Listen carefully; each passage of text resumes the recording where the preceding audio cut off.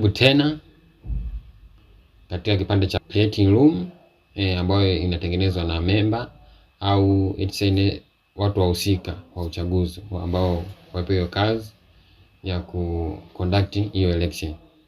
Pili, uta manage members. Hapa kwenye manage members ndio sehemu ambapo unaadi watu au wale member ambao watahusika na uchaguzi. Ukishaadi wanatumia SMS moja kwa moja. Kwa mfano, sasa unaweza kuadi aina mara mbili. Unaweza kuadi mtu mmoja ambao ndio hiyo add member manual. Au unaweza kuadi file zima la member ambao kama una watu 100 unaweza kuadi moja au watu 200 utaupload, utaweka file zima. Haya, hiyo ni tuanze. Namna ya kwanza ni kuadi manually. Utabonyeza, itafunguka jina, full name. Hapo unaweza kuandika majina 2 matatu.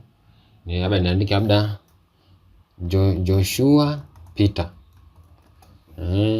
Naweka namba yake ya simu.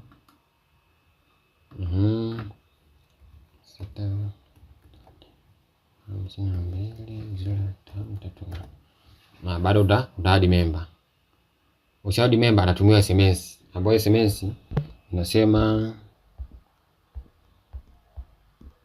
SMS ambayo itakuwa na taarifa kama ifuatazo: welcome to SingVote election. Utapewa jina la election.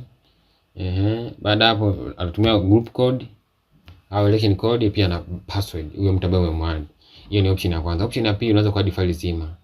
Kwa mfano unaweza kubonyeza hapa ambaye upload wa CSV file. CSV file ni mafaili ambayo yako ni Excel file.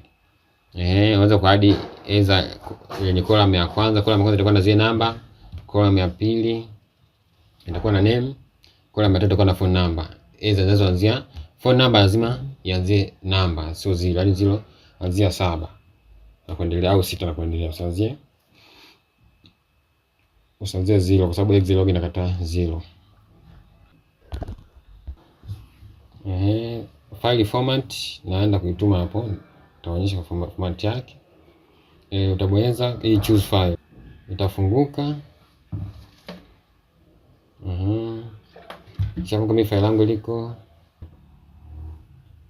baada ya open utabonyeza button upload.